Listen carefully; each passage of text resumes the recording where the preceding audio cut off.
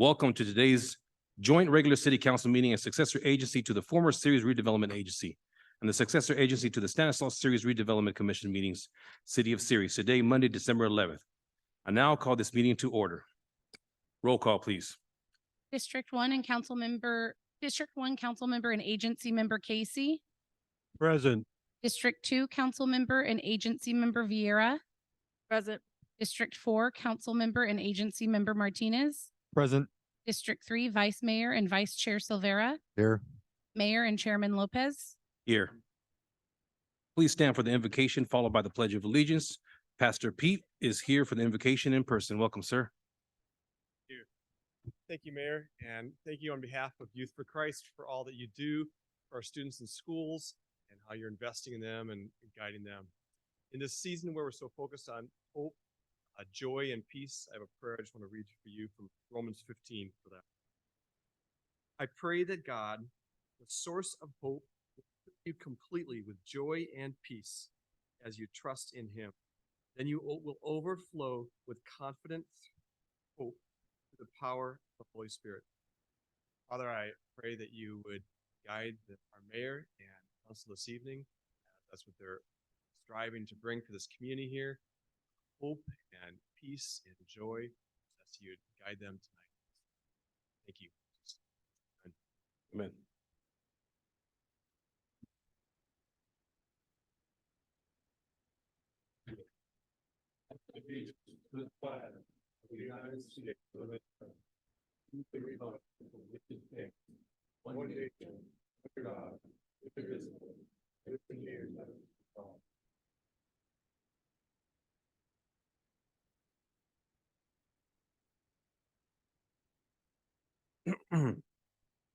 Moving on to citizens' communications.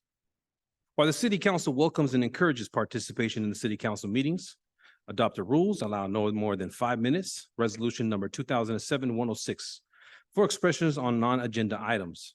Matters under the jurisdiction of the city council and not on the posted agenda may be addressed by the general public. However, California law prohibits the city council from taking any action on any matter which is not posted on the agenda, unless it is determined to be an emergency by the city council. Citizens are entitled to address the city council on any agenda item subject to the 5-minute provision. Anyone wishing to address the city council must adhere to the rules of decorum. The rules of decorum are posted outside the chamber's doors. We will now begin with our request sheets. Deborah Mann, welcome. I thank you. I'm new to this.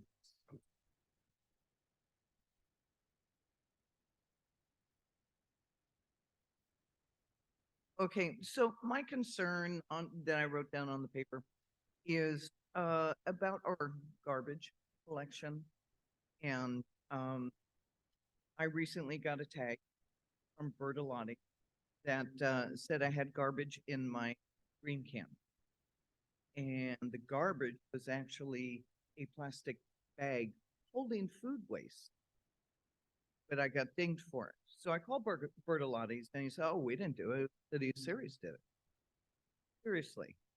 So I called the City of Ceres and we didn't do it. So nobody can tell me really who did it. I'm assuming it is Bertolotti since it was on their tag. But my concern is anybody can go through our streets when we put our cans out and start dumping things in there. So we're the ones that are going to be held responsible and having to pay fines. So what do we do about that? Ma'am, do you have a copy of that? Of the Is it a letter or is it a ticket? If you can please hand that to one of our staff members, we'll take a look at it. Yeah, if I could get it back, please. Yes. Okay. So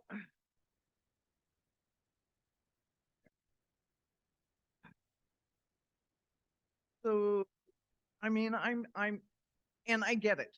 I totally get it. We all need to do better on sorting our garbage and everything.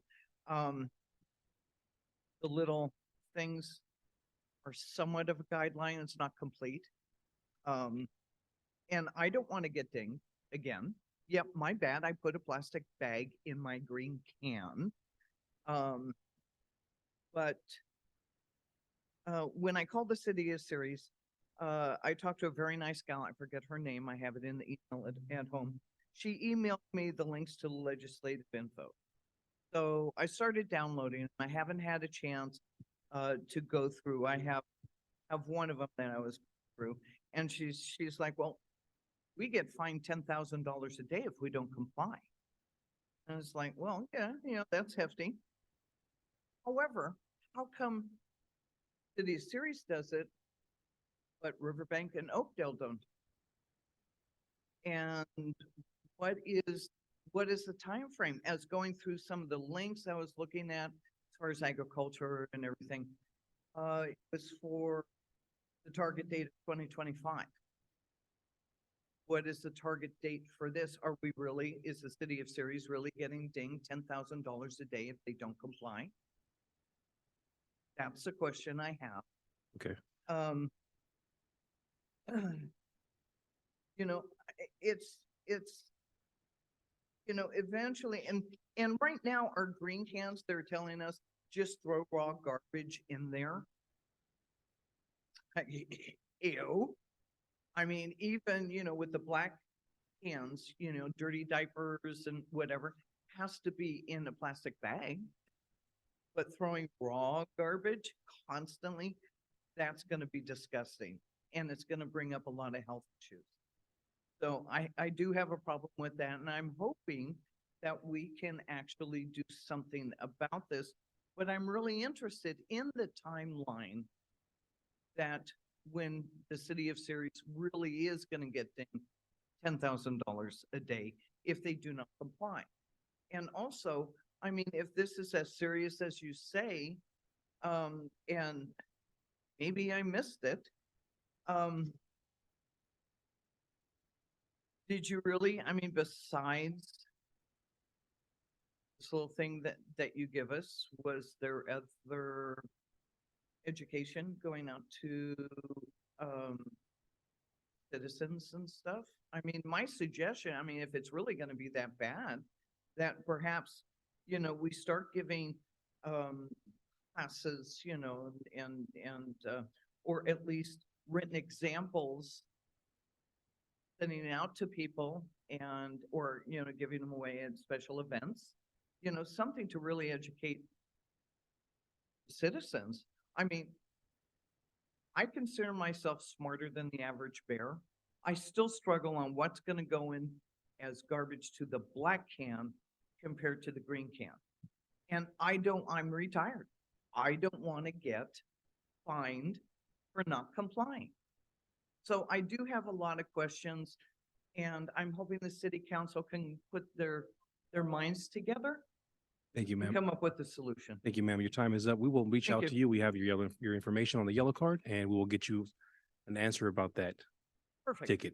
Thank you, ma'am. Thank you.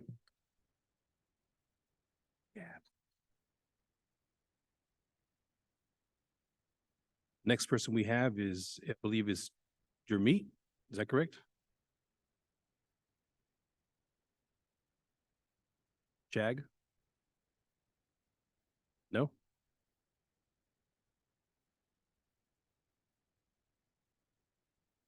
Sir, is that, who is that? Is that you, sir? I'm sorry, the handwriting was a little, think I'll volunteer for this. Anyway, good evening to everybody. please state your name, sir. First First. of all, I'd like to say thank you for all the good jobs City of Ceres is doing. And I've been here since 1997, and I used to work as an electrician, then a gas station by the Ceres High School. And we have a big problem because we have a lot of gas stations in cities right now.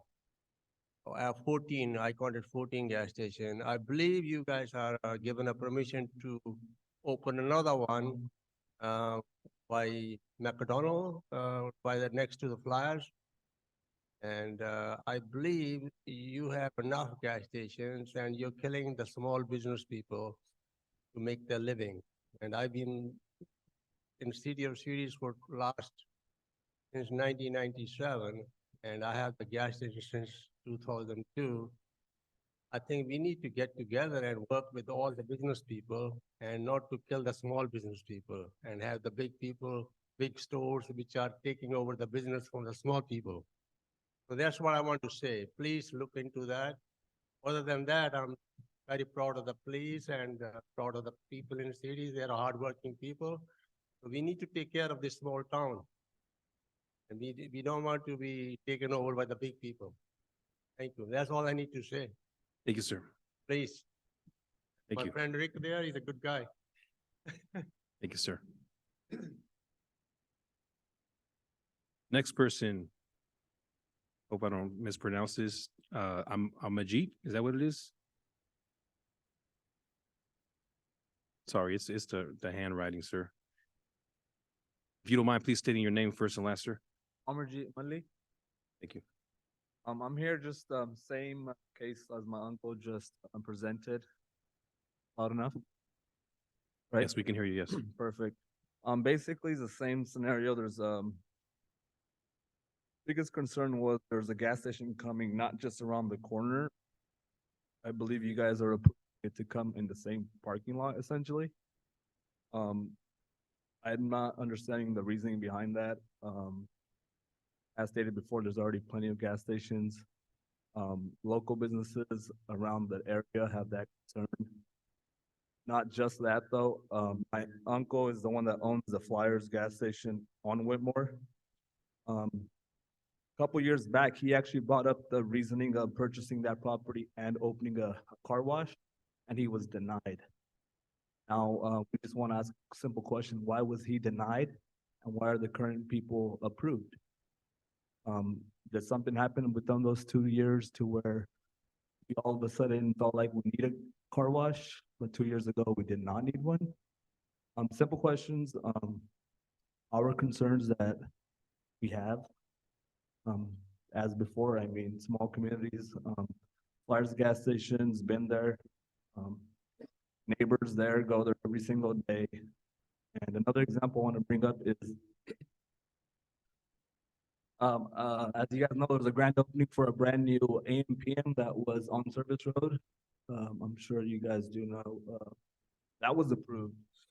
The poor lady on the Quick Stop, she was there for a very long time.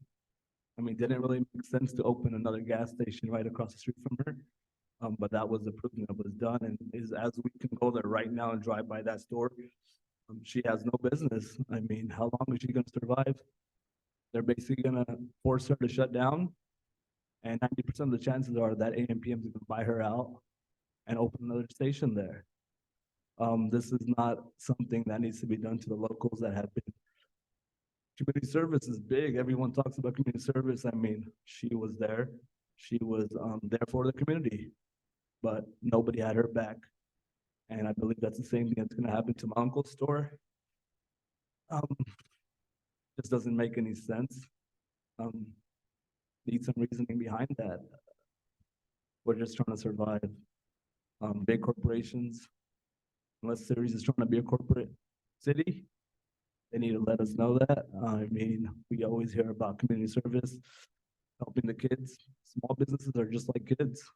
We can't survive against big corporate stores, and that Quick Stop is a prime example.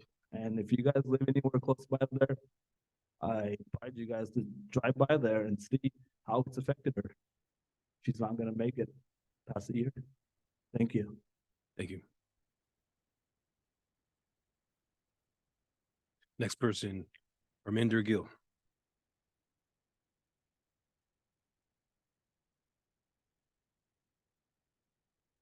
Ravinder Gill. Thank you for Sirius City. I'm the owner of the Flyers. No neighbors got the letters for all that gas station when approved. We have about 1,500 people signed for it. None of those guys have, neighbors have this thing is getting approved. And the letter sent me before by the Thanksgiving, a lot of people doesn't have it. I ask every neighbors, none of those guys have the letter. All these guys, 7-Eleven, now was residence area, applied to be changed to be commercial. All Hold on this one is second. Happening. Arco, all that got approved. So we don't know this, how many gas stations they need around here. And there's Arco open up, the Quick Stop and liquor store is gonna be done deal for the city, they be closing. But we don't need that many gas station in the city, every corner like a taco truck. That's all I'm gonna say. And I believe you, sir, you've already submitted an appeal, correct? Okay, thank you very much, sir. Next person. I believe this is Arlay Rod.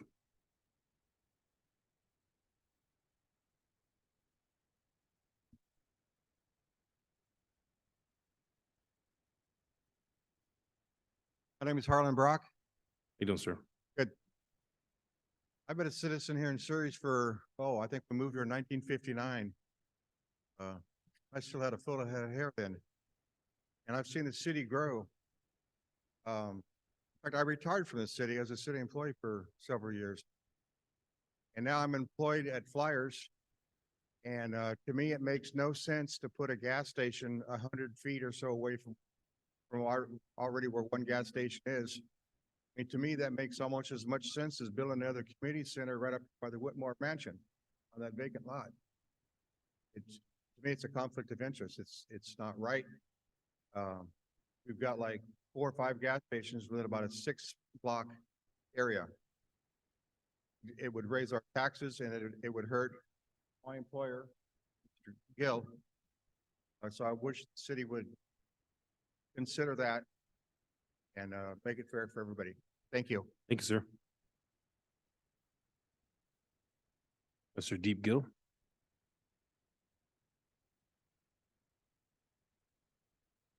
Yeah, my name is Deep Gill. So my family actually owns that Flyers. I have copies here of about 1,000 signatures we've gotten from all customers in literally the last 4 days.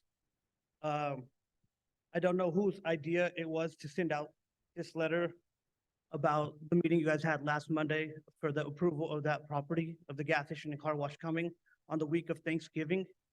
Who's gonna see this letter 2 days before Thanksgiving? Who received this letter the week of Thanksgiving?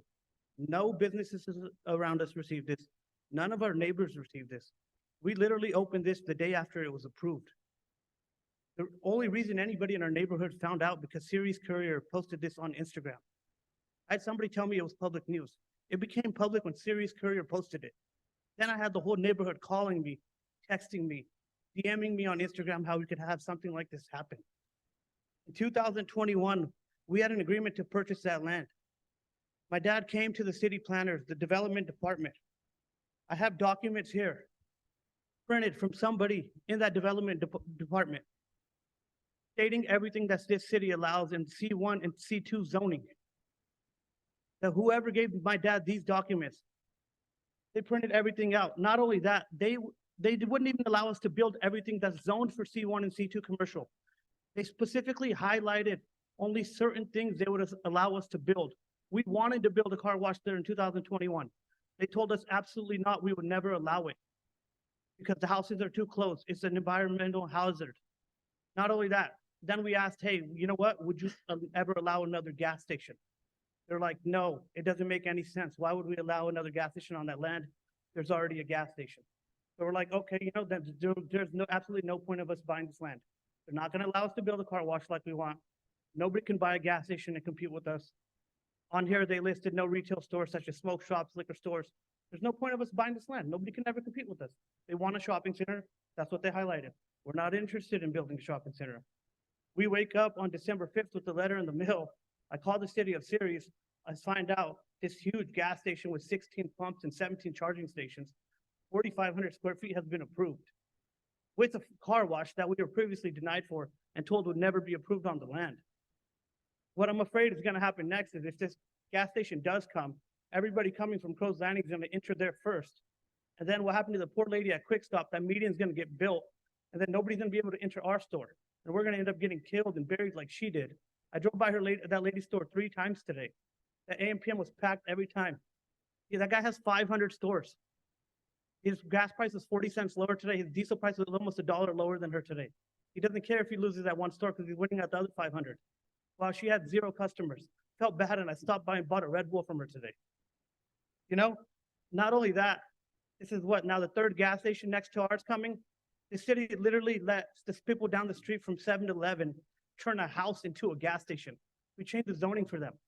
This is the same city where we're not allowed to have food trucks within 1,000 feet of restaurants. Right? We won't open up more food permits. Can't have food trucks within 1,000 feet of restaurants. But it's okay to build a gas station literally attached to another gas station. That's all I have to say. If you need any copies, here's all the signatures that you can take. I would like these papers back. Copy those. I already gave those to Christopher earlier in the week. Deep, in that paperwork, is there a name to the person that you spoke to in It was the 2020? city planners development department. I mean, if you want to line up the entire employees in the development or in the development. or We'll city talk, planning- we'll talk on the side. I just wanted to see if you had that name or not, sir.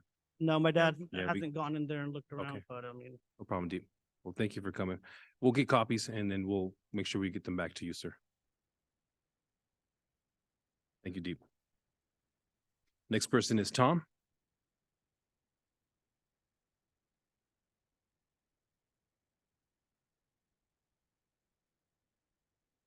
My name Tom is Aplos. I own the property 3900 Morga Road, the commercial strip center, and 3 acres land between the Quick Stop and the church. I bought that property in 1994.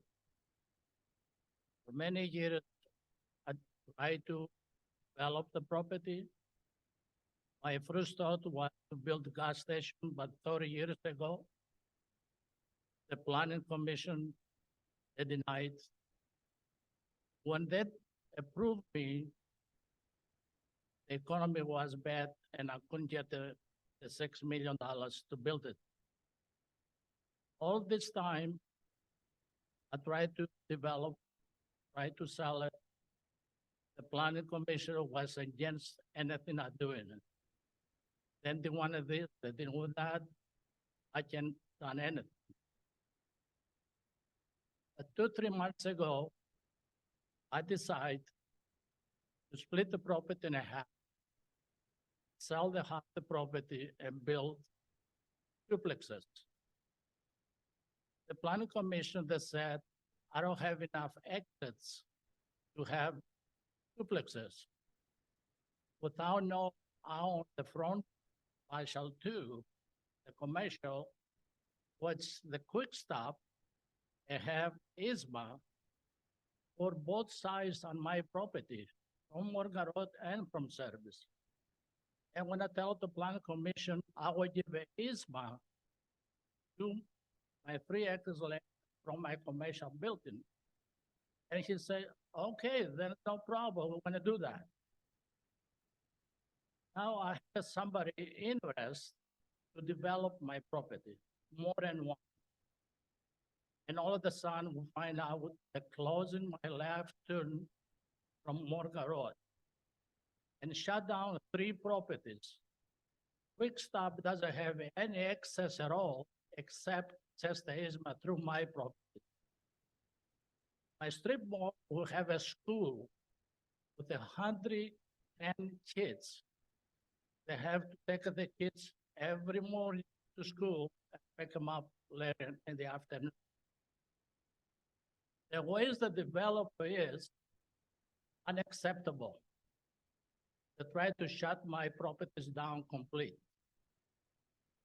It has to be something like an opening, even the left turn. It's like any other turn on the Morgan Road. Everybody else have the left turns. And many other properties that fix the problems. They give them the access. Not because other big business, they have more money and the plan commission give the benefits to them. That is a discrimination. I like it to have my left turn from both sides. I like to develop my property and I don't have to go farther.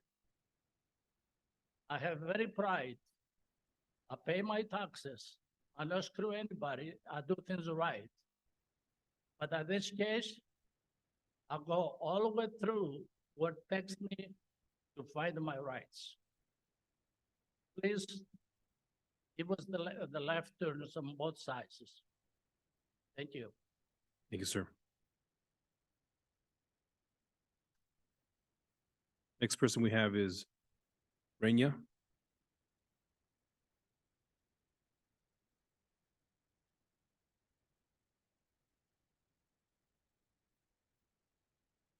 She here?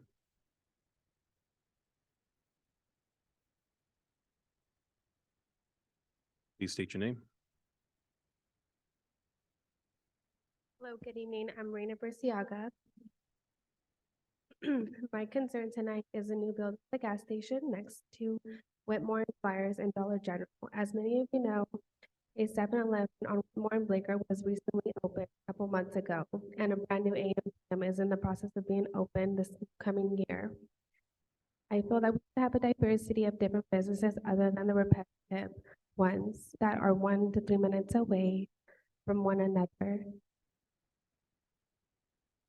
I do see a lot of complaints on this in the city of Ceres Instagram and Facebook about the repetitive businesses. I feel like a kid-friendly business would be great other than another gas station. And that's pretty much it. Thank you. Thank you very much. Next person is Kiran Gill.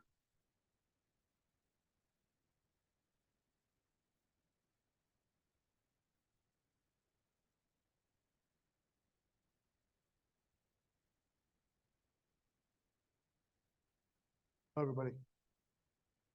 Ronnie, are you speaking on behalf of Kiran? My sister, Okay, so then I'll just make sure that, state your name, sir. Bonnie Samra. So I would like to express my utmost gratitude for the valuable time that each and every one of you has dedicated to me. It's really an honor to have this opportunity to be heard. I extend my sincerest thanks for your invaluable time and attention. I'm an experienced businessman with a strong presence in our community for more than 15 years. I hold a great affection for Ceres, a remarkable community, and the essence of our collective identity.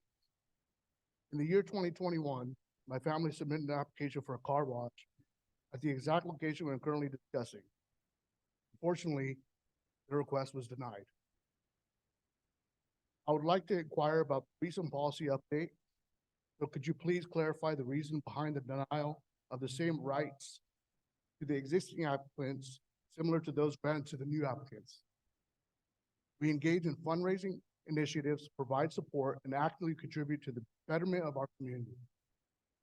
What was the reason for the denial of the request? Is what I'm asking. I sincerely appreciate the time you have dedicated to this matter, and thank each and every one of you for being here today. Thank you. Thank you.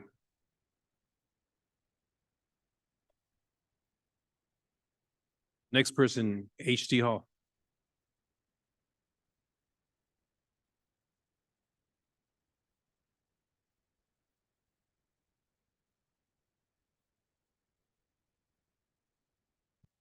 My name is H.D. Hall. I live in District 2, Honorable Mayor, Vice Mayor, and City Council. I'm also the co-chairman of the committee chair. I'll let you try to figure that out.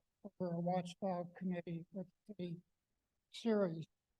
We strongly oppose the project regarding the gas station wash on Whitmore for numerous reasons.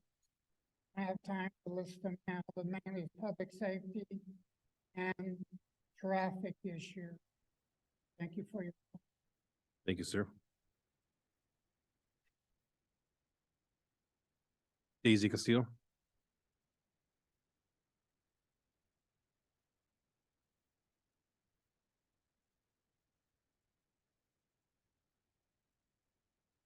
Good evening. My name is Daisy Castillo, and I am the owner of Kitty Kingdom Daycare Center in Ceres. Been in business for 30 to 34 years. So I'm one of the original owners of the corner of Service and Morgan Road, and I'm since we had this fallout with the Arco gas station, we were told that that medium was provided there because of safety reasons. Now, if we want to talk about safety reasons, there has been, I believe, one accident already. I've seen 5 people go down the wrong way. We have a van that transports kids to and from school, Sirius Unified. And when she has to make that turn, that U-turn, and the other cars go turn left to go into Morgan Road, it's just the time of having a bigger accident with fatalities, because that's how bad the safety is.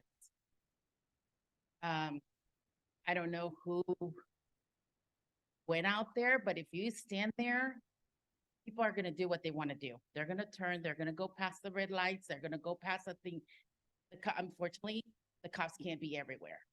And these people of the community is getting away with this. So I'm really concerned about the safety in that medium. We do need to have that taken away from there and give us our medium to go into our space. I mean, because if safety is what you're worried about, this is what we need to look into for safety. Now, I support our community all the time. Like I said, I've been in business for 34 years here. And I've lived here about 38. So, you know, we really need to worry about the safety, because it's just a warning for everybody that there's something's gonna happen there. So you guys really need to be really serious about looking for the safety thing, because like I said, we've seen 5 people go the wrong way already. And the cops are, unfortunately, like I said, they can't be in 2 places. They can't be all over the place. And obviously these people are getting away, just like at Central Valley, when you guys have all these stop signs, no parking, no U-turns on both where Central Valley High School is on both sides. All I see is U-turns. All I see is people parking there. If you go after school, you'll see all the cars parked right there. The same thing that's gonna happen here. People don't listen. Unfortunately, they don't. But I am concerned, and I'm licensed for 102 children. And that's a lot of driving right there. I'm really surprised that this Arco got a license, being that they cannot have a liquor license within 600 feet of my daycare. So I don't know how they got approved with that, because they're supposed to ask me, and I never got any notice that this divider was going in, never got any notice that the liquor was being sold there. And at first, usually they post the thing on their window, but they were Fort Knox with those fences. Nobody could get in there. Nobody could see those notices. But they're not allowed to sell liquor within 600 feet of me, and I believe they're like maybe 250 feet away from me. Quick Stop, they were there before me, so they were grandfather clocked in. Magic Market, when they went in, I was asked and I approved them, because I had no problem at that point and it wasn't doing me any harm. But this one, it is, because we need that divider off of there. I hope you guys look into that. Thank you. Thank you. Next person, Sophine Tay.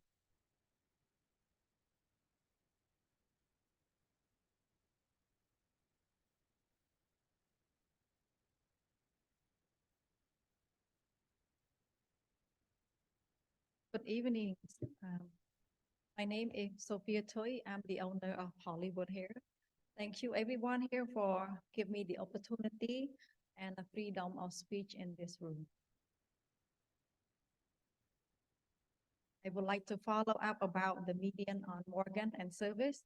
Look like they're not going to do any changes.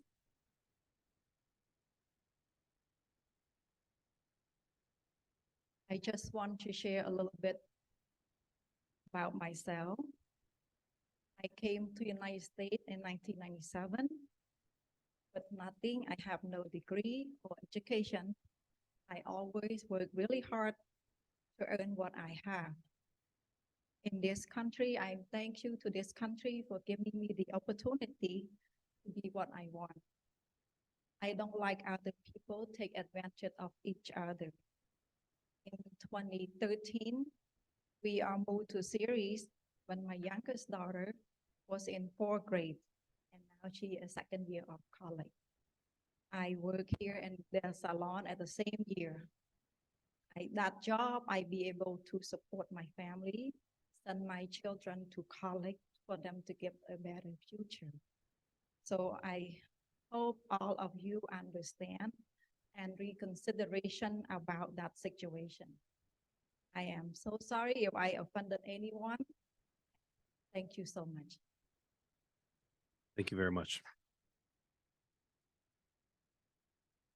Okay, is there anybody else that would like to speak? Please raise your hand or step up to the podium.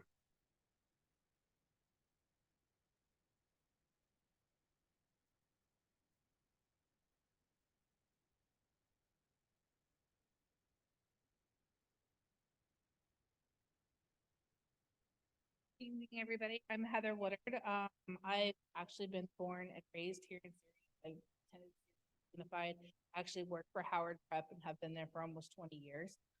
And we recently had, my executive director had come and met, and we had been told there weren't going to be approved any more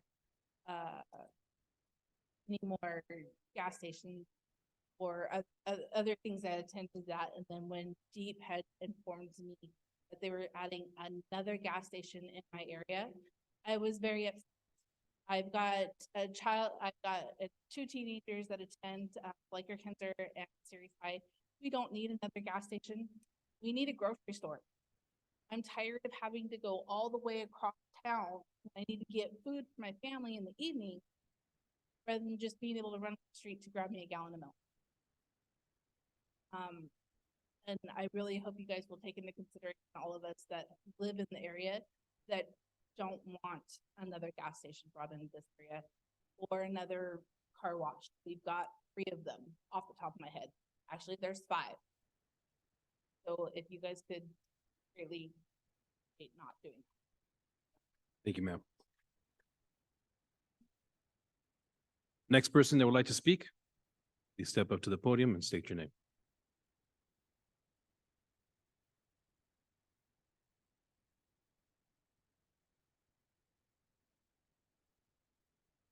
Uniquely serious. I'm gonna go back to the last city council meeting. There was discussion about something that probably nobody wants to hear, but maybe the people behind me or the people listening on Zoom will get to hear it for the first time. There was an issue with the banner program for the veterans in the community. And it goes back to April 26, 2021, when it was approved by the city council, formation of an ad hoc committee for recognizing veterans. And at the very top of this, it says, whereas the purpose of the committee is to find ways to honor residents who serve or are serving in armed forces. And there were some other stipulations that aren't on here. Then it goes on, and I know there's power within the city council. That committee shall exist at the discretion of the city council and exist only until the completion of its recommendation to the council. Ad hoc advisory committees are dissolved automatically at the end of the assigned purpose. Jim Casey, supposedly quoted by the Ceres Courier, suggested that they dissolve the committee. And I kind of agree with him right now. And we go back again, the city drafted a policy about who could be featured on military banners. The policy called for proof of Ceres residency, that the service member is from Ceres to be included, which that was. I was on that committee and I seen these things, and so did Mr. Casey and John Warren and several other gentlemen that were in the the committee that were military people. The lady's name, I'm probably gonna screw it up, Whithead, her name's Yolanda, said it was Mayor Javier Lopez who suggested bending the rules for her. Is that true? Anybody gonna answer that? Probably not. He was saying, oh, well, you know what? That is wrong. Give me your information. Screw it. We're not gonna make your, we're going to make your banner go up. Yolanda said that to the courier, Jeff. And from talking to him, he had a telephone conversation. And then you go back to another person that works for the city, true or false, but evidently some information was given to Jeff Benzinger, true or false for him too. Interim city manager at the time, probably going to be a city manager tonight. City manager Doug Dunford defended the banner saying she was a special case. Really? A special case? Overriding the citizens that here have taken the time to apply for these because they got their sons, daughters, mothers, uncles, aunts, or whatever. They come from this city. And we agreed upon this, that they would be from this city only. And he goes on to say, because she's representing Ceres and comes up here as a representative of the American Legion Post and Ceres. Who cares? She's not from here. I have a friend that just died last year. Why don't we put him up there? Bill Wade II. I knew him for years. He started in the National Guard, right? Guess what? He was the adjutant general to the California National Guard, all the branches, Air Force, Navy, all of them, under Arnold Schwarzenegger. He should be honored too, right? But no, he doesn't come. And if he was still alive and I called him, he would say, no way, that's not right. It should be the citizens from that city, no matter what. And that person that wanted, or however she got it up there, did she suggest it to someone on the council and it's a backdoor deal? You know, there's no something here for any of that. And I want to know from the city manager, when she says at the very end, she heard so much controversy, she asked for the banner to be removed because I don't want the controversy in my post. City attorney, I'm asking you a question right now. If she has to have it removed, why isn't it removed? She has rights. Am I correct? Your time is up. Thank you, sir. Next person that would like to speak, you step up to the podium.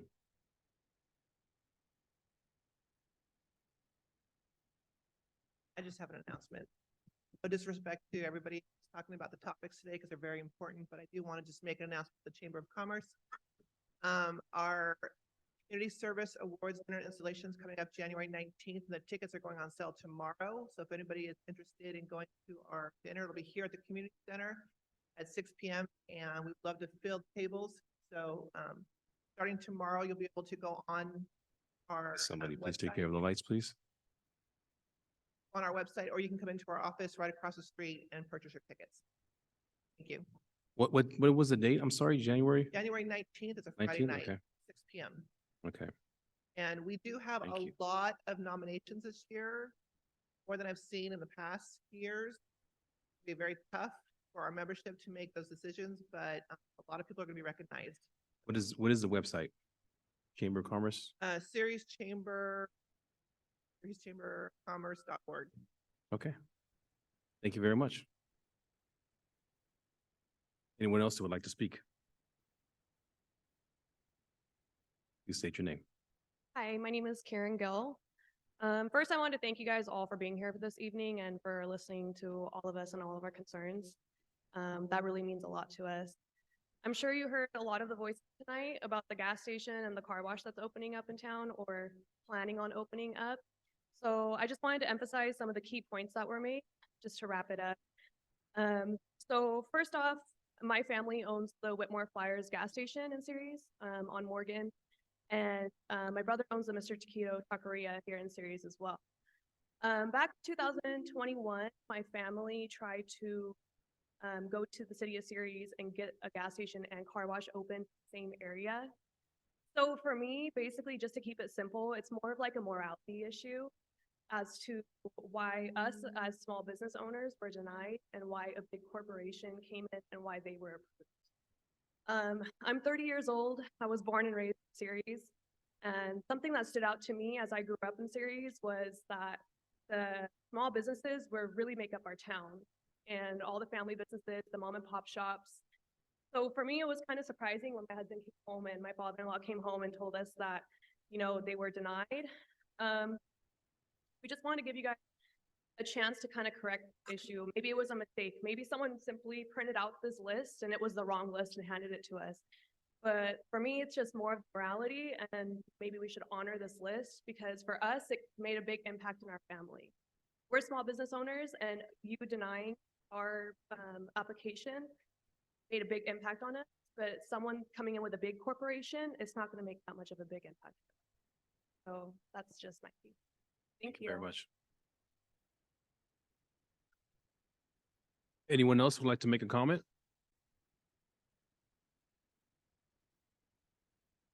Seeing none. Did we receive any emails? Yes, we did receive a number of emails. Thank you. The first one being from Brittany Ruiz. It says here, hello, I am writing you regarding the medians on Morgan Road. I unfortunately cannot attend the city council meeting this evening due to work, so I'm sending this email to express my thoughts. Quick Stop on Morgan Road is a gas station I've used for years.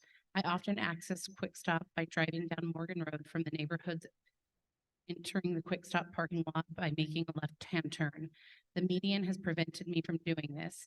I now have to go through the intersection and go down service while still yielding to oncoming traffic to turn into Quick Stop.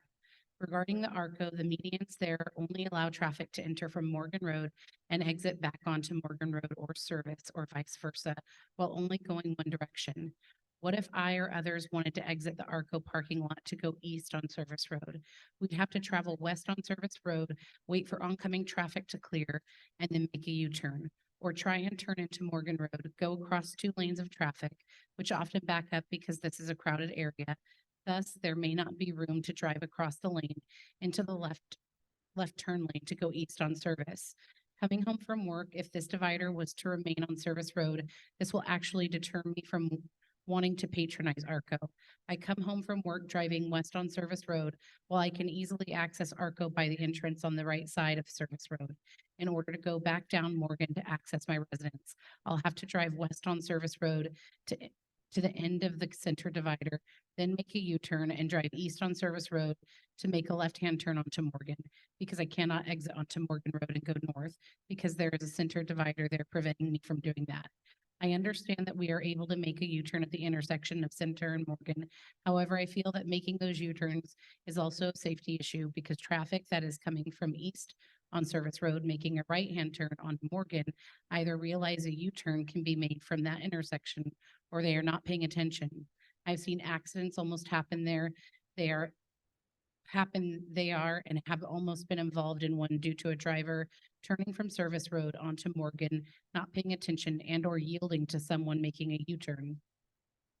Regarding the center dividers at the intersection of Morgan and Hackett, when 2 cars attempt to make that left-hand turn at the same time, which happens often, it brings the cars extremely close together, causing one of us to yield to the other to allow the car to go.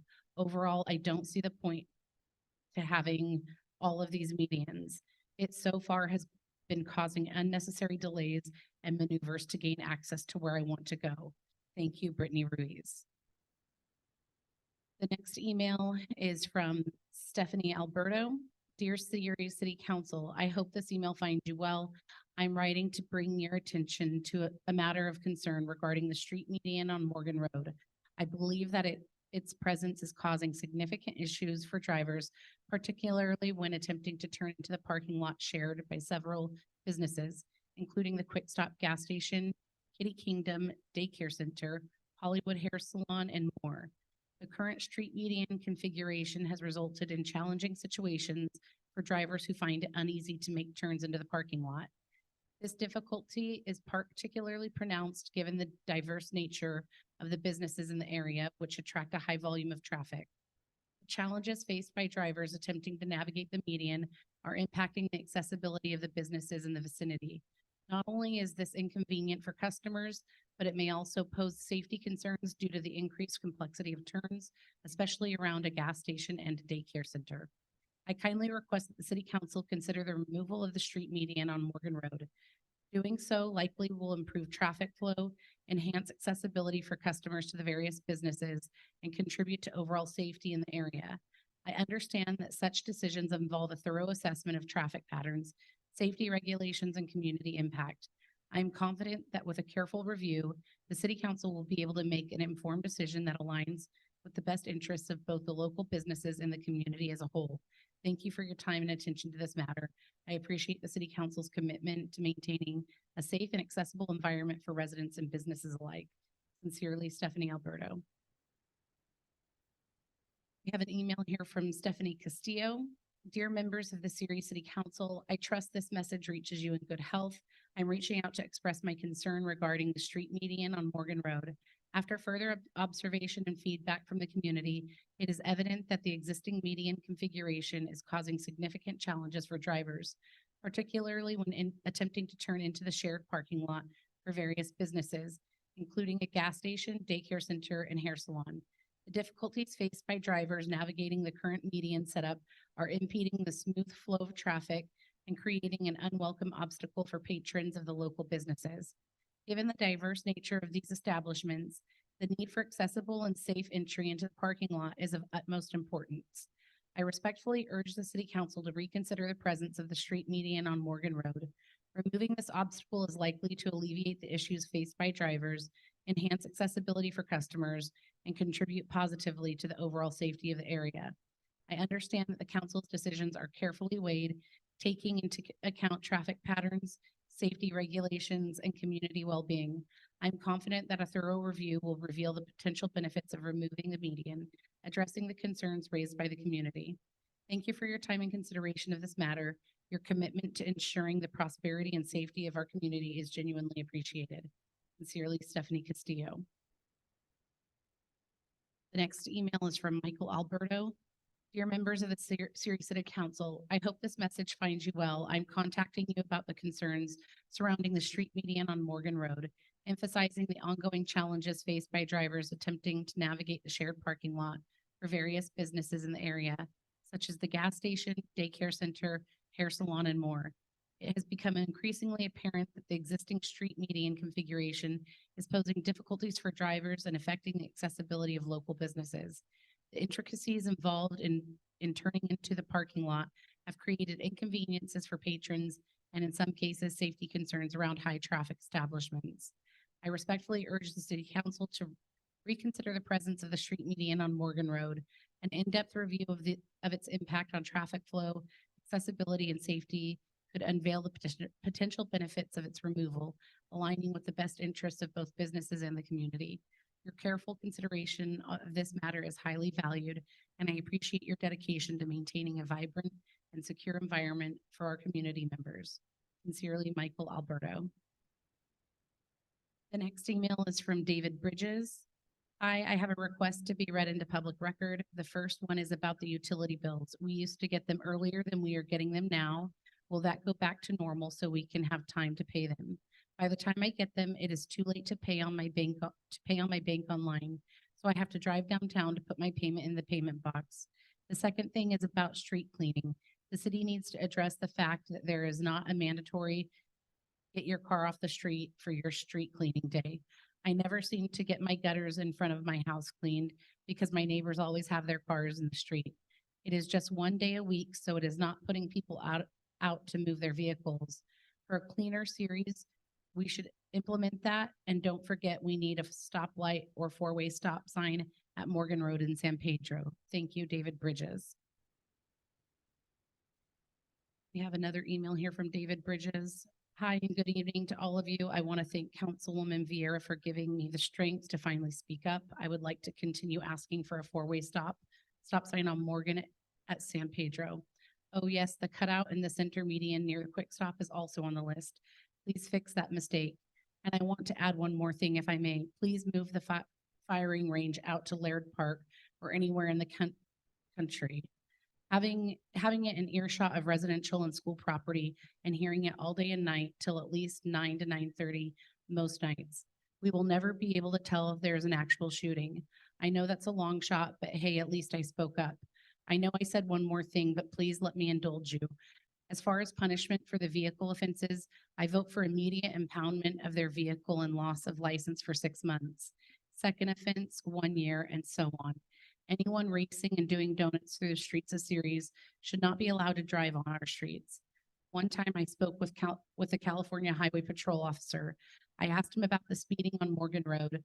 I suggested that CHP and Stanislaus County Sheriff and the City of Ceres Police get together and do some sort of sting operation to get these violators off the streets.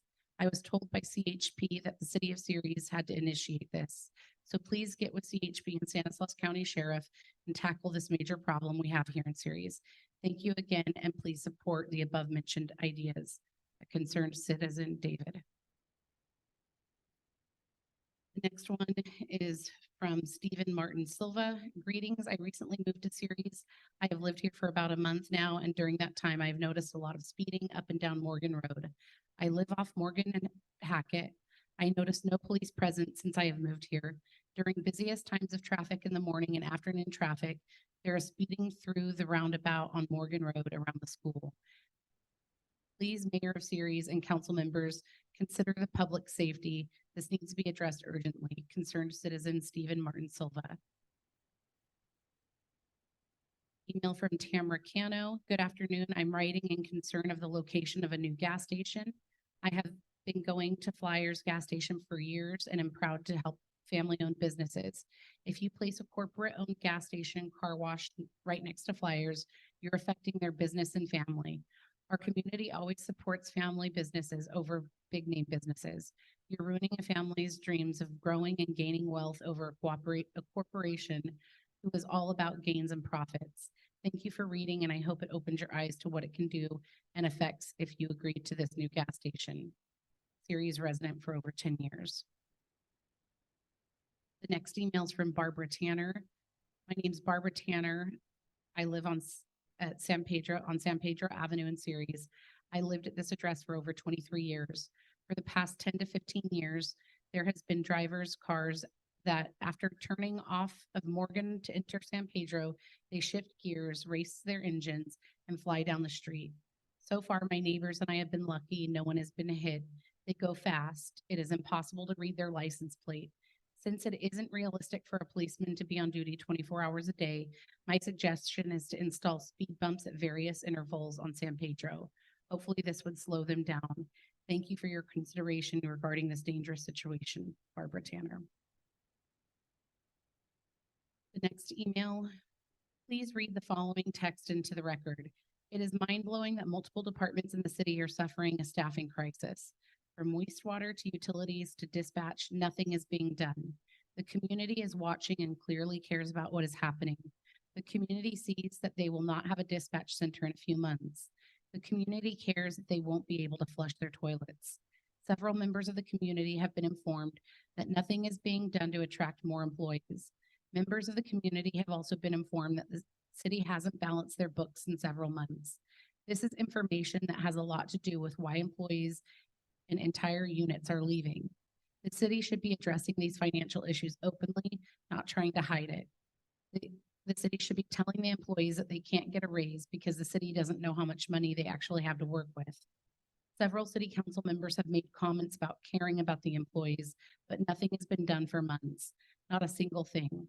Several city council members seem more interested in texting on their phones during public comment from their employees and citizens rather than actually listening to the employees and citizens. Do something for your employees, do something for your city, do something for your citizens. Your city is falling apart one employee at a time. From KWH. Another email from L'Oreal Ahart. Hello, I'm a dispatcher with the Ceres Police Department, and I'm hoping for someone in the city council to have answers or resolutions to include our current department crisis and making this emergency topic to be included in your discussion tonight. Some of us that are remaining have come to multiple city meetings with high hopes in confidence our city council members would take action, but yet no answers or solutions to any of our cries for help. Instead, in the last meeting, we were given the excuse of our negotiating not being until June, which this does not mean that your hands are tied. Many things can be done in the meantime, but no one has taken the initiative to try to resolve the issue and take action. It seems there is no concern going into this matter. We are drowning, wanting to stay here. We are now down to 6 dispatchers, which means even more overtime, which also means even more time taken away from our lives outside of the police department to help us recharge. We have no balance to our work life and personal lives. This is affecting each and every one of us in different ways, physically, mentally, and emotionally. Not only are 2 employees in backgrounds for other surrounding agencies, but 2 others are waiting for an acceptance letter from, once again, outside agencies. So what does this mean for Ceres? Come the beginning of the year, the department will be down to 2 dispatchers for the whole department and city. It means the citizens of not only Ceres, but also Newman will have even longer wait times when they call non-emergency lines. 911 calls will have to ring much longer than usual. It means our officers won't get timely responses or important entries entered in a timely manner, like missing persons or stolen vehicles, if there is one person to handle all the critical job tasks we do. Some officers have trained in dispatch because they are wanting to help and they see the toll it is taking on us. But all that means is taking time away from the officers and their own duties and personal lives. Our officers are our extended family and they can see what it is to come and are doing their best to try to help, but at what cost is it to them in the city? When we lose a dispatcher, it's a setback for the department. It takes a special kind of person to do this job, and it takes a minimum of 6 months to get cleared from training. With our current 6 dispatchers of 11, that puts us 2.5 years behind being a staffed center. We have been understaffed for 9 years. That should tell you there's a problem. In December, we have 341 hours of overtime due to vacancies.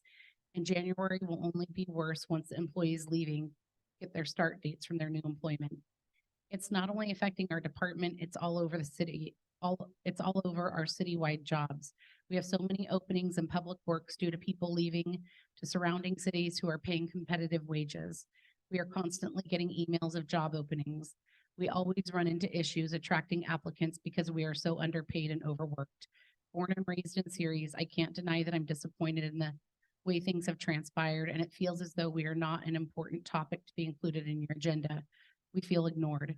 Do something now. Don't wait for it to start affecting our citizens and our officers. If you don't have dispatchers with experience or knowledge, this could result in liability for the city. If you don't have dispatchers, you also don't have people to train if there ever is a new employee. The city will continue to have issues attracting applicants when we are so unappealing compared to agencies in our county who pay more for less work. The hope is diminishing and just mournful at this point. Thank you. The last email is from Manny Obeid, Magic Market, to whom it may concern. I, Manny Obeid, one of Magic Market owners. In the recent months, it's been a mess with the median installed blocking entry to our shops. First, we never received notices as businesses, so the residents around, because I've been talking to a lot of them, even the planning commission was not informed of the median would block access to the business. Also, the school buses and vans will be having an access issue when returning from North Morgan Road. Long lines to make a U-turn during heavy commute times at the beginning and end of the school day. There is other places where they have cut out in median similar to in front of Sinclair Elementary School and Morgan Road, also cut out on eastbound Hatch Road for CVS and cut out an East Road into Cesar Chavez. By not working to be business friendly and allow equal access, or working with businesses to develop positive methods to mitigate potential impact, you are doing everyone misjustice. Also, I just found that the new business just came in, paid for those medians to be installed so they can block access to the shopping center with Quick Stop so they can get all the business. So if no action take to solve, we as businesses will team up to sue. Manny Obeid. Thank you. Martinez, you have your button pressed. Yeah, Mr. Mayor, I was gonna just request a 5-minute break after hearing about 26 people. I thought maybe taking a quick little break would be all right. Absolutely. Public period is now closed. We'll now go into a 5-minute session recess, excuse me. Thank you.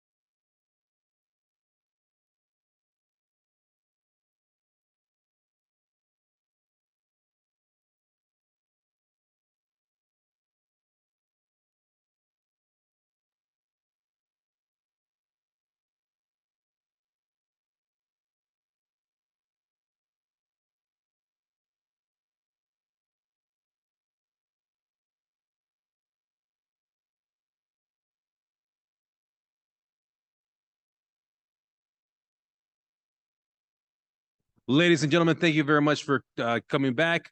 We will now begin the meeting. If I could please request everyone to sit down. And I'm gonna need some silence. We are back in session. Thank you very much, everyone. Moving on to appointments, boards, and commissions. We will start off with the Planning Commission appointment. This goes to Christopher Home, who will present the item. Thank you. If I can please request everybody to please lower their voice. Ladies and gentlemen, if you could please sit down, I would greatly appreciate it. Thank you very much. Sir?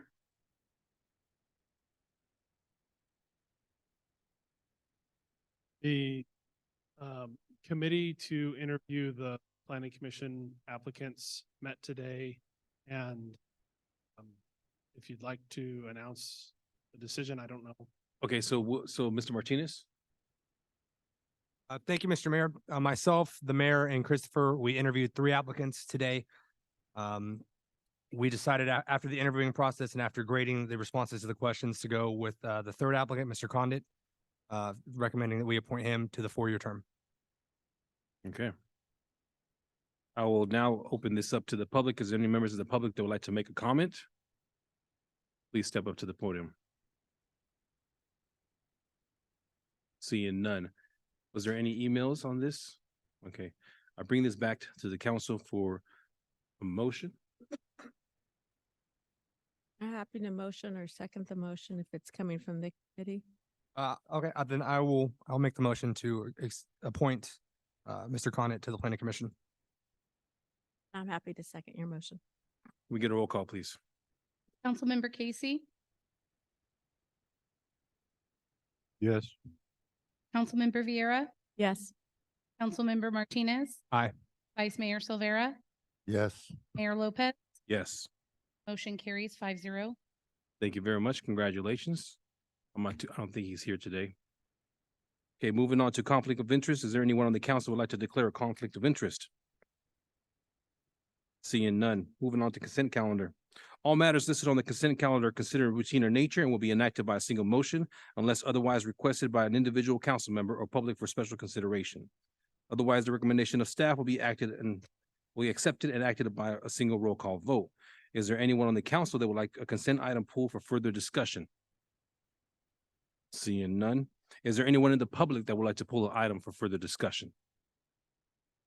Seeing none. Is there any, that's it? No emails?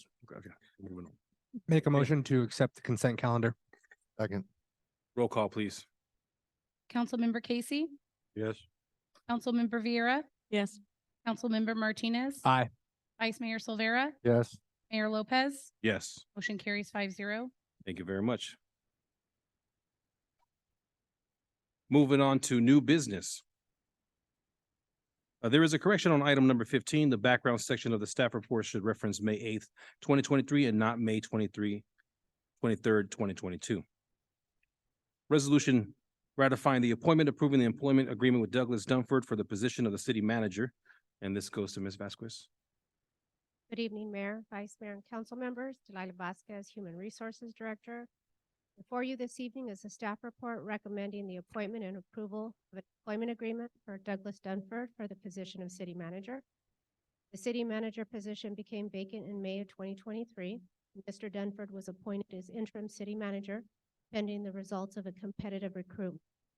Recruitment was open on September 19th, 2023 and closed on October 19th, 2023.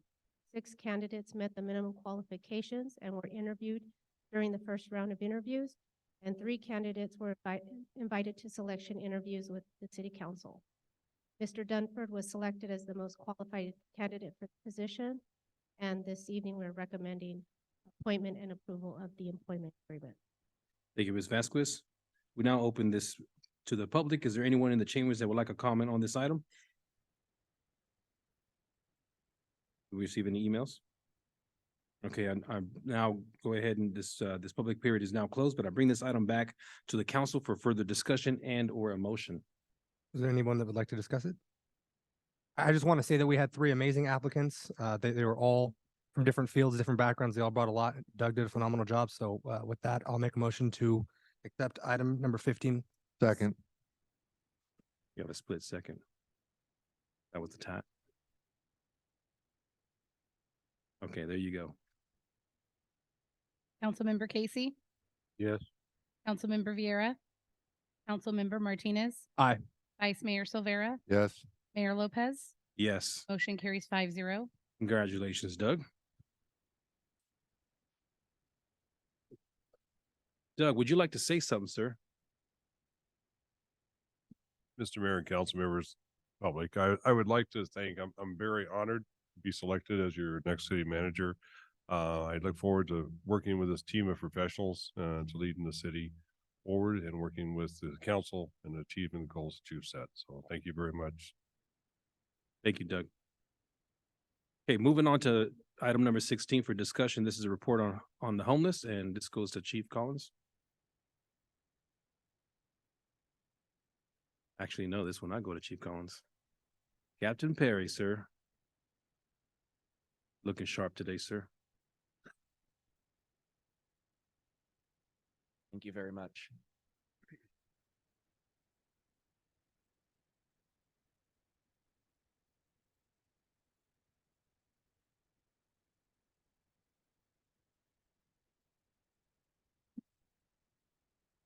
Good evening, council and mayor.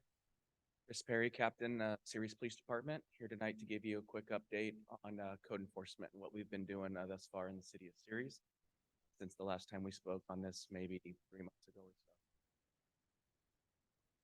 The girl work from this.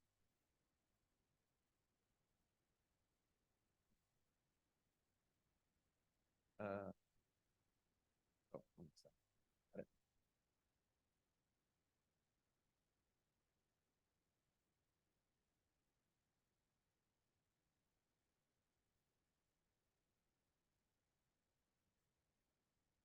Got it.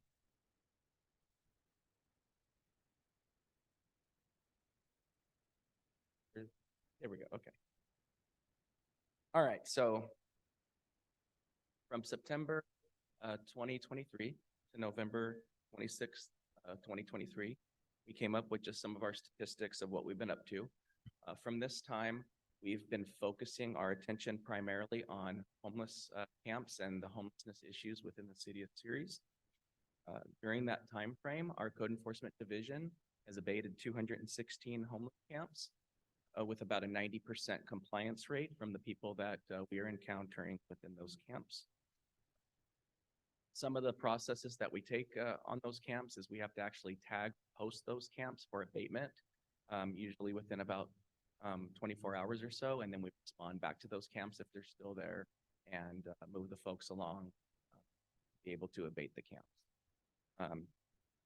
Throughout that process, we were able to pick up about 18,328 pounds of trash, and we retrieved and returned to local stores and businesses 227 shopping carts.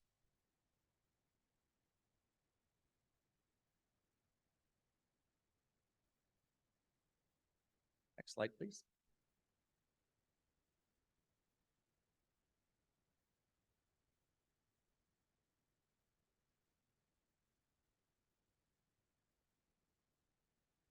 We've continued to work with the county's care team, and we currently have one full-time staff member that's covering Ceres and Ceres alone, Monday through Friday.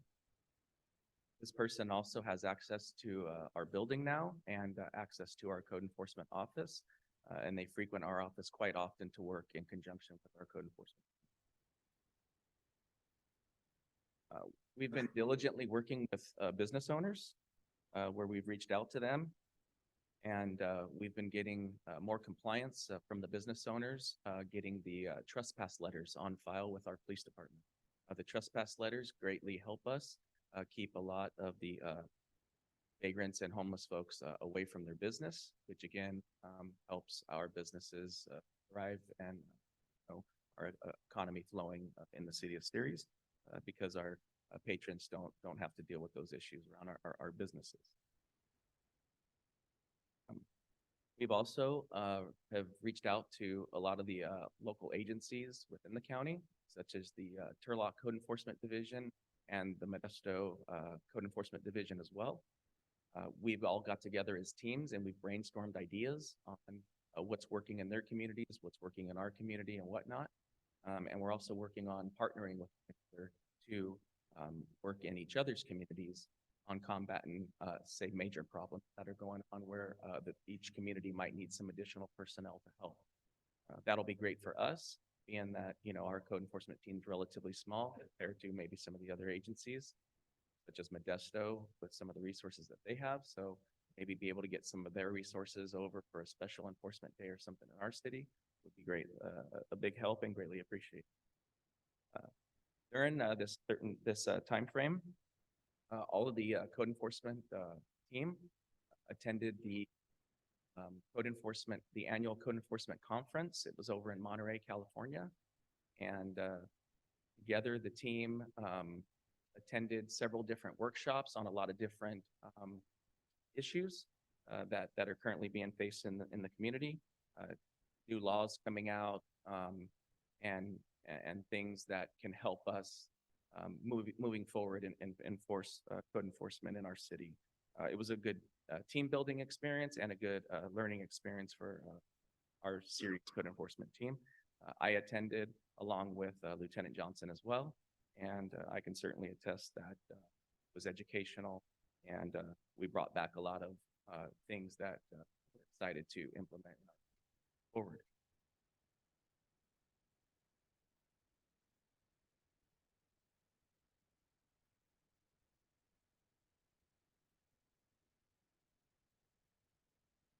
So our code enforcement officers are often cleaning up camps, and it typically takes about 4 hours to clean up one good sized camp. As you can see in some of the photos here, sometimes cleaning up some of these camps requires the use of heavy equipment. All of the code enforcement officers have been trained to operate backhoes and bucket trucks and heavy equipment that the city possesses. And we will actually go over to the corporation yard and grab those pieces of equipment and take them out to our scenes ourselves and operate them. We also have made great strides with other city entities like our Public Works Department, who, when they have time, can come and help us out with additional personnel and dump trucks and things like that when we're clearing out big areas involving a lot of trash that takes the use of heavy equipment. Next slide, please. One of the things that the code enforcement team does is what they call Wednesday projects. So every Wednesday, they pick a new project within the city that maybe they have deemed needs all hands on deck. This could be maybe a large encampment, or maybe just several people that need some attention. It could even be a leaf and limb issue. It could be a resident at a home that is in need of cleaning up their yard or something, but they don't have the means to do it themselves. It could be several things. Typically, though, it usually involves cleaning up homeless encampments. And every single Wednesday, the team is out. A lot of times they start at about 6 o'clock in the morning, and usually we'll work well into the afternoon. And as you can see in a lot of these pictures, areas will go from being riddled with garbage and trash to very clean by the time they're done. They're known to use weed eaters and chainsaws and prune trees and really go above and beyond in their efforts.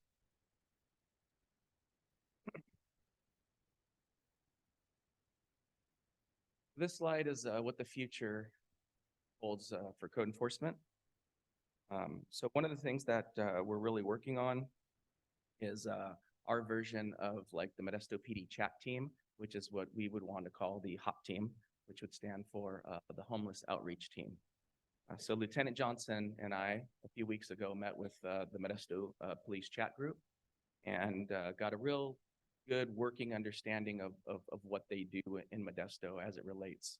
The main premise of that was to really see if a team of such would work or even be needed for Ceres. You know, let's face it, Ceres has our share of homelessness. Again, as you can see from these slides, it certainly keeps us busy, but certainly not to the magnitude of Modesto. So we really just wanted to see for our own eyes of what a team of such does and if it would even be needed in Ceres. It was a great meeting. We met with some of the actual workers from their chat team along with their supervisors. And at the end, we deemed that I think a team of such would be, could be of use in Ceres. Maybe not to their magnitude. They have a position for about 12 people on their team. We're looking at maybe about 4. We're thinking that we are going to apply for the funding on this through AB 109, which is available through the probation department. The application for that we are going to submit, and it's due in January of 2024. So look forward to working on that, and hopefully we can get approved and ultimately maybe get our version of a chat team here in Ceres. What that team, I envision that team to consist of a supervisor and maybe 2 advocate type workers that would be out in the community. The supervisor would more than likely be a working supervisor, and then a crime analyst type position that can keep track of all of the data of what they're doing and where they're going. That team can work in conjunction with the Modesto chat team, the county care unit that we're already working with, along with our code enforcement division and our police officers. Additionally, I thought it was important to mention that we recently have had the County Mobile Crisis Response Team, which their acronym is the MCRT, come into our department and provide some briefing training to our officers. And they are actually out of the place over on Richland Avenue, the Stanislaus Treatment Center.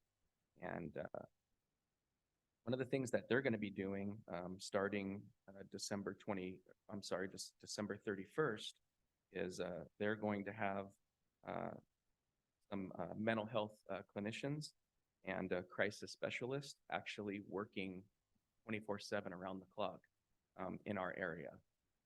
And they're available to help us out with people with mental disorders and place them with 5150 holds, along with assist in homelessness issues and hopeful or possible treatment and placement with those folks as well.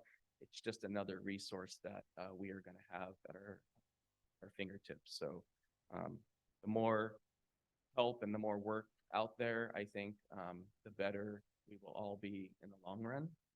And again, if you guys didn't know, it's just another thing that we're going to have for it. So I just wanted to make you guys aware of that.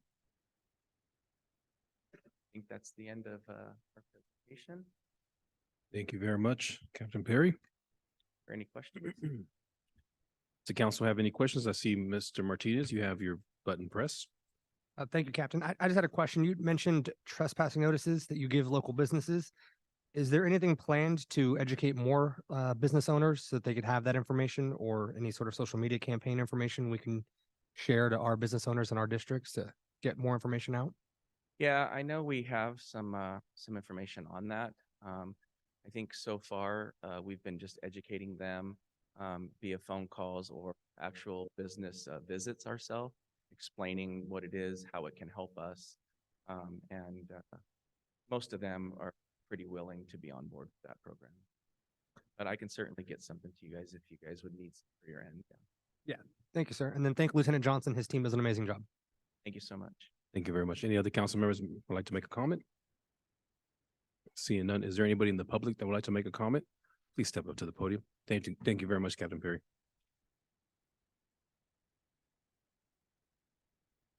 uniquely serious.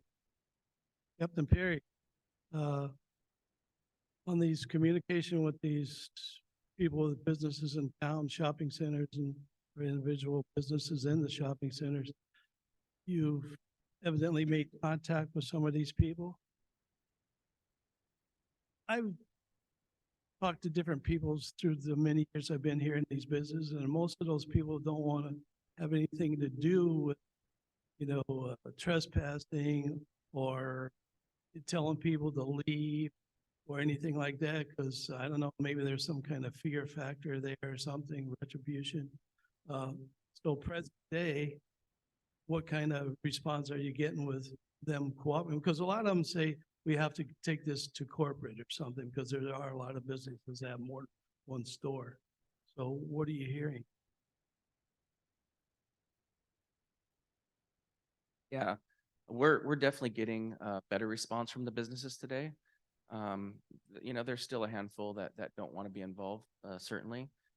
But most of them, especially when they're starting to get these big encampments by their businesses, and we're trying to help them move them out of there, they become very supportive. So we're having better success with it, especially when we show up and explain how it all works. A lot of them, especially our small business owners, are very inclined to sign the forms for us. In general, there's always going to be a certain percentage that won't cooperate. Always. Yeah, and then the bigger chain stores or businesses, they're the ones that have more cooperation and trying to quell this problem. Yeah, so we find that the stores where the actual store managers can make those decisions, we get more cooperation there. It's the ones that have to get the approval from like corporate or whatnot are the ones that we have the issues with. Thank you. Is there anybody else who'd like to make a comment? Please step up to the podium. I have a couple of questions for the captain. I noticed John Warren here, City of Ceres. In some of the pictures there, you're on it looked like the railroad right away, there where the railroad tracks are. How do we work with the railroad, who should be taking care of their own problem on their property, with using city resources in that frame? How do we work around that? Because you're over there on railroad right-of-way property versus City of Ceres property. Certainly. No, good question, Mr. Warren.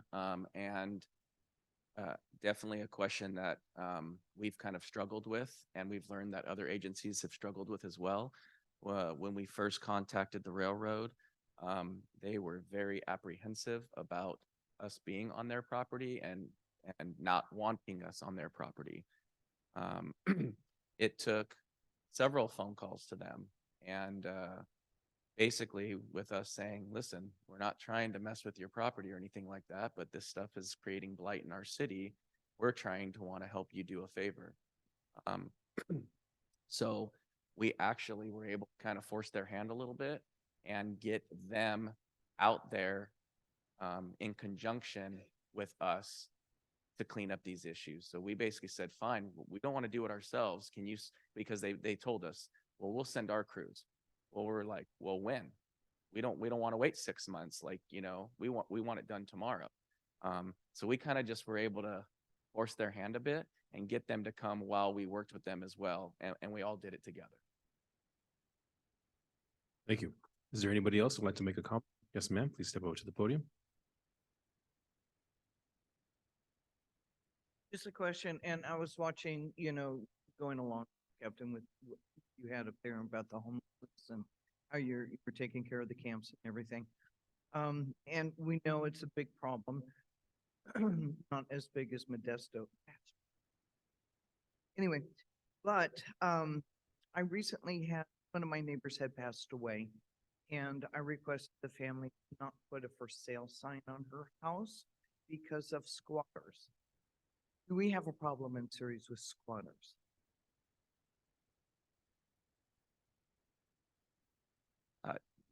Not that I'm aware of. I think these days the houses don't last too long on the market. They and- do, and I know squatters are becoming more prevalent. Yeah. But I didn't in our. We, town. we don't deal with them that much, no. I mean, I could probably count on just a couple fingers the times we've had squatters in the last handful of years. Okay. I wouldn't say that we have a problem with it, no. Okay. Good. Thank you, ma'am. Anybody else like to make a comment? Okay. Was there any emails on this discussion item? Okay, thank you very much. Moving on to council member referrals. Any council members would like to make a referral? Seeing none. Moving on to reports. I do have a report. As we approach the end of 2023, I reflect on the progress and the positive changes shaping the new era in the city of Ceres. These highlights will be presented in the State of the City address in 2024. For now, I'd like to take a moment to share some holiday spirit. Leading up to the Christmas Tree Lane Parade, myself and several volunteers assembled a float for the parade, and we called it the Mayor's Express. The parade was a success, and I want to express my gratitude to all the residents and the vendors who contributed every single day.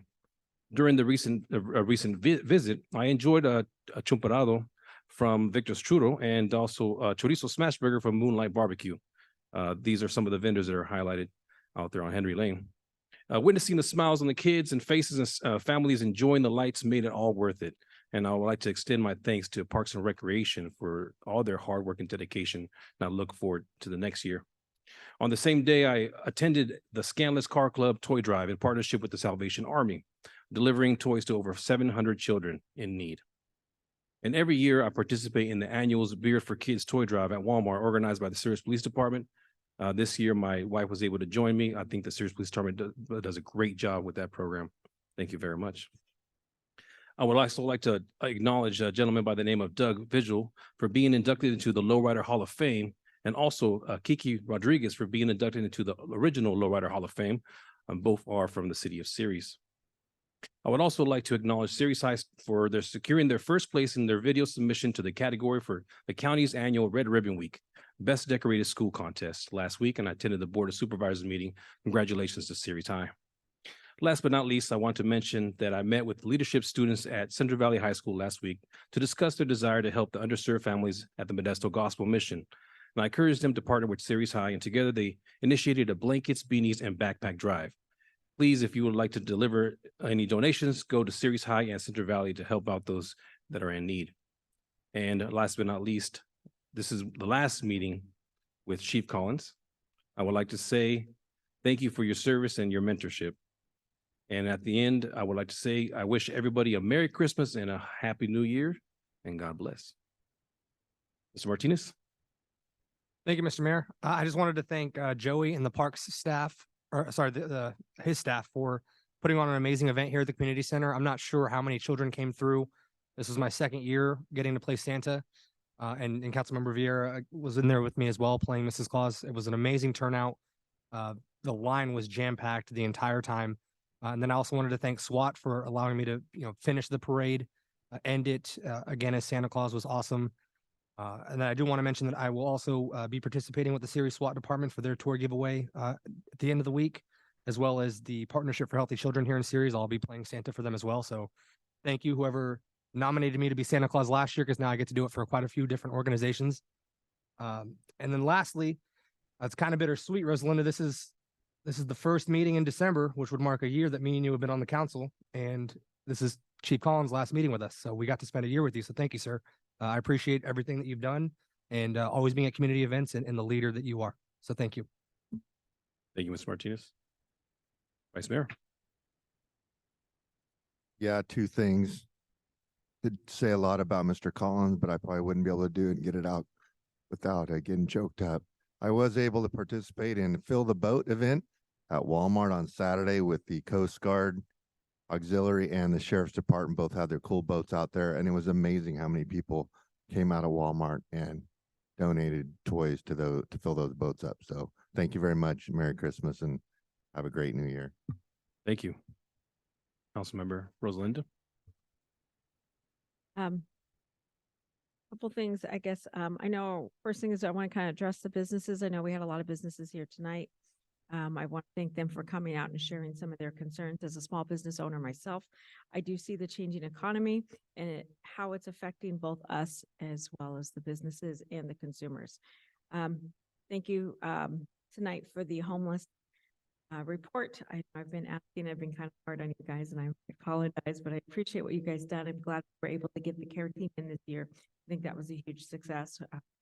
And a lot of time working that relationship with Raul. He's a hard man to get a hold of.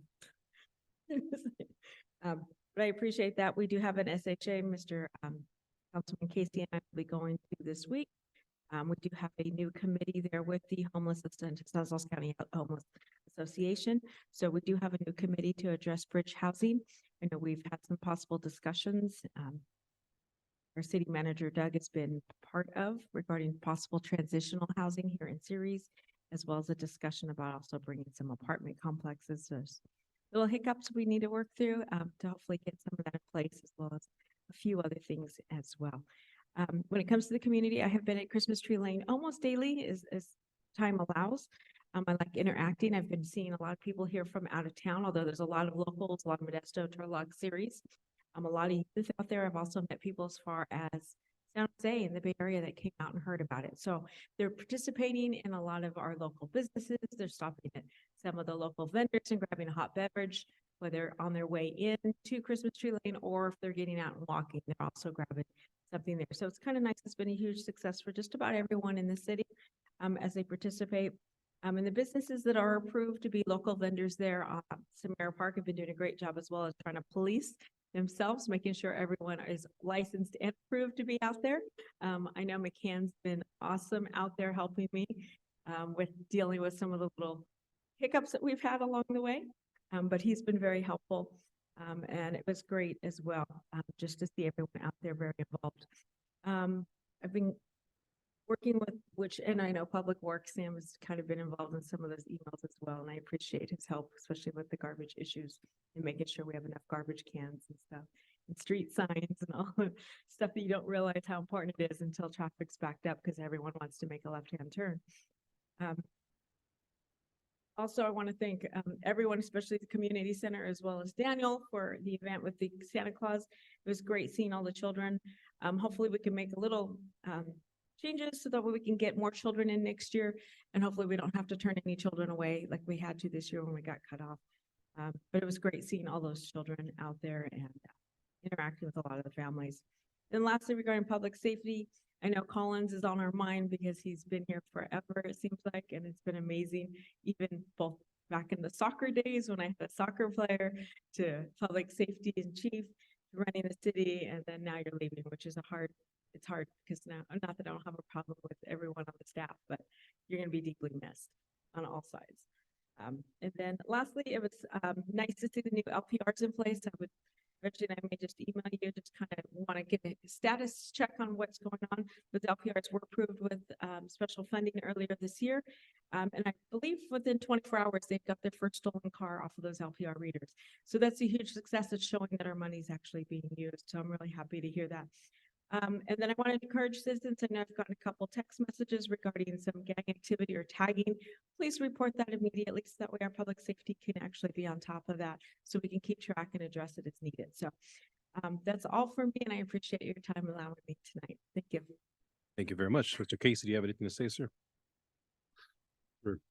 I'd just like to thank the staff for their hard work this year, and I would like to wish everybody in the city of Ceres a Merry Christmas and a Happy New Year.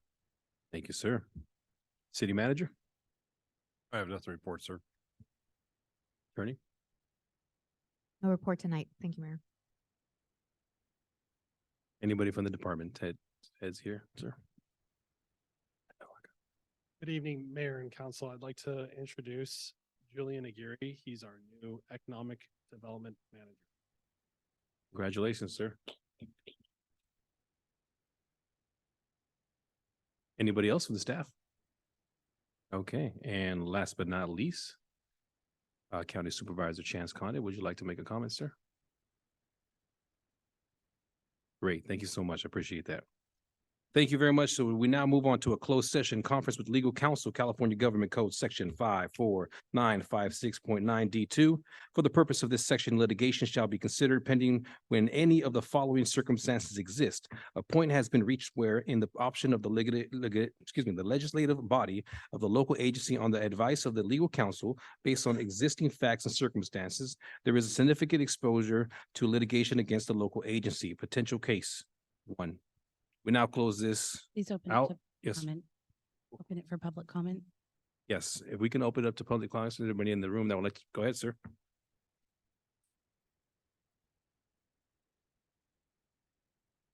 Now, this is about Christmas and the ending of Rick Collins's service for the city of Ceres. Kind of like Mr. Silvera, it's kind of emotional sometimes, but